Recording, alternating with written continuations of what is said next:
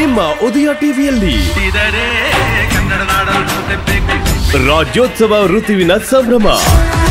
ಕನ್ನಡದ ಬಗ್ಗೆ, ಕನ್ನಡದ ಭಾಷೆ, ಕನ್ನಡದ ಹಿರಿಮೆ, ಅದರ ಬಗ್ಗೆ ಅಭಿಮಾನ ಜಾಸ್ತಿ ಇರಲೇಬೇಕು. ಒಂದೇ ಕರ್ನಾಟಕ ಶೀಘ್ರದಲ್ಲಿ. ಮತ್ತೆ ಅವ್ನು ನನಗೆ ಈ ರೀತಿ ಮೋಸ ಮಾಡ್ದ? ನಾನು ಇಷ್ಟ ಇಲ್ಲ ಅಂತ ಹೇಳಿದ್ರೆ ಅವ್ನು ನನಗೆ ಮೊದ್ಲೇ ಹೇಳ್ಬೋದಾಗಿತ್ತಲ್ವಾ? ಆಸೆಗಳು ಏನಿನ ಹತ್ಸಿ ಅಲ್ಲಿಂದ ಅವ್ನು ನನ್ನನ್ನ ತಳ್ಬಿಟ್ಟ. ನೊಂದ್ಕೋಬೇಡಮ್ಮ, ಅವನಿಗೆ ನಿನ್ನ ಜೊತೆ ಬಾಳೋ ಅದೃಷ್ಟ ಇಲ್ಲಮ್ಮ. ಅದೃಷ್ಟ ಇತ್ತು ಅಪ್ಪ, ಆದ್ರೆ ಅದನ್ನ ಕಿತ್ಕೊಂಡಿದ್ದು ಅವಳು ಒಬ್ಳು ನನ್ನ ಜೀವನದಲ್ಲಿ ಅವತ್ತು ಬರ್ದೇ ಇದ್ದಿದ್ರೆ ಇವತ್ತು ನಾನು ಅವನ ಹೆಂಡತಿ ಆಗಿರ್ತಿದ್ದೆ. ಎಲ್ಲಿದ್ಲು ಬಂದು ಎಲ್ಲಾನು ಹಾಳು ಮಾಡ್ಬಿಟ್ಲು. ಈಗ್ಲೂ ಅವಳನ್ನ ಬಿಟ್ಬಿಡು, ನಾವಿಬ್ರು ಮದುವೆಗೆ ಸುಖವಾಗಿರೋಣ ಅಂತ ಕೇಳ್ಕೊಂಡೆ. ಆದ್ರೆ ಒಂದೇ ಒಂದ್ ಮಾತಾಡ್ದೆ ಹೊರಟೋಗ್ಬಿಟ್ಟ ಅಪ್ಪ. ಪ್ಲೀಸ್ ಅಪ್ಪ, ಪ್ಲೀಸ್, ನನ್ ತಾರಕ್ ಬೇಕು. ಅವನಿಲ್ದೆ ನನ್ನಿಂದ ಬದುಕೋದಕ್ ಆಗಲ್ಲ.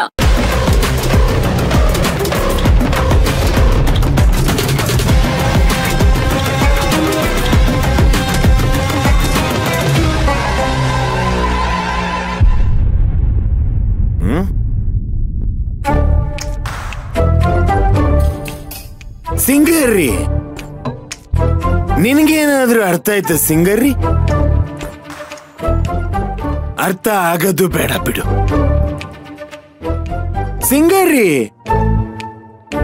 ಹೌದು, ನಿನ್ ಮನೆಯವ್ರಿಗೆ ನನ್ ಕೈ ಬೆರಳಿನ ಅಳತೆ ಹೆಂಗ್ ಗೊತ್ತಿತ್ತು? ಇಷ್ಟು ಪರ್ಫೆಕ್ಟ್ ಆಗಿ ಬಿಟ್ಟಾಗೋ ಅಂತ ಉಂಗ್ರ ತಂದು ಕೊಟ್ಟಿದ್ದೀರಲ್ಲ, ಹೇಗೆ? ಆಗ್ಬೇಕಾಗಿದ್ ಮದ್ವೆಗೆ ಅಂತ ನಾವಿಲ್ಲಿಗೆ ಬಂದ್ವಲ್ಲ, ಆವಾಗ ನಿಮ್ಗೇನಾದ್ರೂ ಉಡುಗೊರೆ ಕೊಡ್ಬೇಕು ಅಂತ ಅನ್ಕೊಂಡ್ವಿ, ಆವಾಗ ಮಾಡ್ಸಿದ್ದು.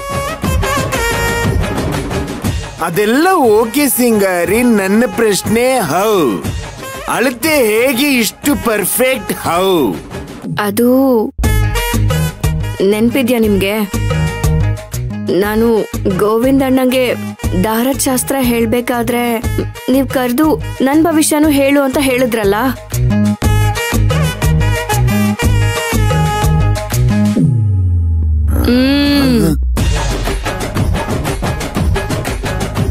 ಅವಾಗ ನಾನೇ ಅಳತೆ ತಗೊಂಡೆ. ಕಿಲಾಡಿ ಕಣ್ರಿ ನೀವು. ನನಗ್ ಗೊತ್ತಿಲ್ಲದೆ ಎಷ್ಟೆಲ್ಲ ಆಟ ಆಡಿದ್ದೀರಾ. ಆದ್ರೆ ನಿಮ್ಮಷ್ಟು ಆಟ ಆಡಿಲ್ಲ ಬಿಡಿ.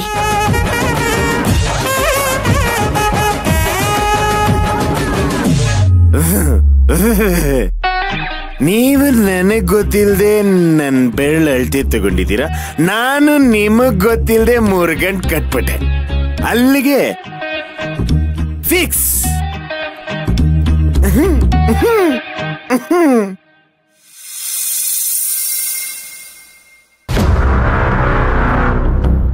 ಅಮಿತಾ, ನಿನಗ್ ಸಿಗದೆ ಇರೋದನ್ನ ಯಾಕೆ ಬೇಕು ಅಂತ ಬಯಸ್ತಾ ಇದ್ಯಾ? ನೋಡು, ಆಗಿರೋದನ್ನೆಲ್ಲ ಮರ್ತು ಬಿಡು. ಅವನ್ಗಿಂತ ಚೆನ್ನಾಗಿರೋ ಹುಡುಗನ ನೋಡಿ ಮದ್ವೆ ಮಾಡ್ತೀವಿ. ಅವನ್ ಜೊತೆ ಸುಖವಾಗಿರು.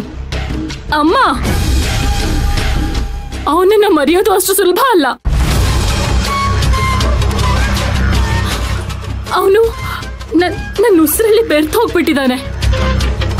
ಅವನ್ನ ಮರೆಯೋದು ಒಂದೇ, ನನ್ ಸಾಯೋದು ಒಂದೇ.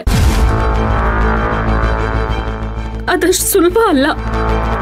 ನೋಡಮ್ಮ, ನೀನು ಎಷ್ಟು ನೋವು ಅನುಭವಿಸ್ತಾ ಇದೀಯ ಅಂತ ನನಗೆ ಗೊತ್ತು. ಆದ್ರೆ ಅದಕ್ಕೋಸ್ಕರ ನಿನ್ನ ಜೀವನ ಯಾಕೆ ಹಾಳು ಮಾಡ್ಕೋತೀಯ? ಅವನ ಮುಂದೆ ನೀನು ಚೆನ್ನಾಗಿ ಬಾಳ್ಬೇಕು. ಆಗ್ಲೇ ಅವನಿಗೆ ಅವನು ಏನ್ ತಪ್ಪು ಮಾಡಿದಾನೆ ಅಂತ ಗೊತ್ತಾಗೋದು. ತಪ್ಪು ಅವನದಲ್ಲಪ್ಪ, ತಪ್ಪು ಅವಳದು. ಅವಳಿಂದ ತಾನೇ ನನ್ನ ತಾರಕ್ ನನ್ನಿಂದ ದೂರ ಆಗಿದ್ದು. ಅದಕ್ಕೆ ಅವನಿಂದ ಅವಳನ್ನ ದೂರ ಮಾಡಿದ್ರೇನೆ ನಾನು ಅವನ ಜೊತೆ ಸುಖವಾಗಿ ಬಾಳೋದಕ್ಕಾಗೋದು ಅಪ್ಪ.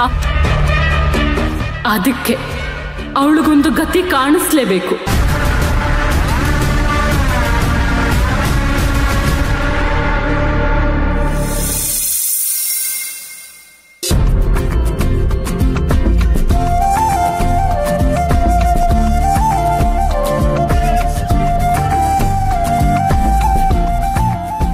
ಜವಾಬ್ದಾರಿ.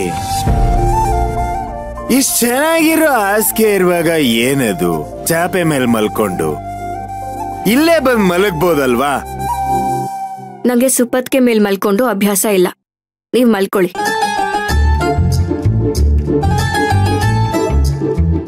ಹೌದು, ನಾನು ಒಂದೆರಡು ದಿನದಿಂದ ಗಮನಿಸ್ತಾ ಇದ್ದೀನಿ ನಿಮ್ಮನ್ನ. ಚಿಕ್ಕ ಯಜಮಾನ್ರಿ ಅಂತ ಕರಿತಾನೆ ಇಲ್ವಲ್ಲ? ಹೋಗಿ ಬನ್ನಿ ಅನ್ನೋದಕ್ಕೆ ಮುಗಿಸ್ಬಿಡ್ತಿದ್ದೀರಲ್ಲ, ಯಾಕೆ? ತಾಳಿ ಕಟ್ಟಾದ್ಮೇಲೆ ನನ್ನ ಮೇಲೆ ಗೌರವ ಕಮ್ಮಿ ಆಗೋಯ್ತಾ? ಅಲ್ಲ, ನೀವು ಚಿಕ್ಕ ಯಜಮಾನ್ರೆ ಅಂತ ಕರೀತಿದ್ರೆ ಕೇಳೋದಕ್ಕೆ ಇಂಪಾಗಿರ್ತಿತ್ತು. ಪ್ಲೀಸ್ ಚಿಕ್ಕ ಯಜಮಾನ್ರಿ ಅಂತ ಕರೀರಿ ಸಿಂಗಾರಿ. ಈಗ್ಲೂ ನಿಮ್ಮನ್ನ ಮೊದ್ಲಿನ ಚಿಕ್ಕ ಯಜಮಾನ್ರು ಅಂತಾನೆ ನಾನು ಭಾವಿಸ್ತಾ ಇರೋದು. ಆದ್ರೆ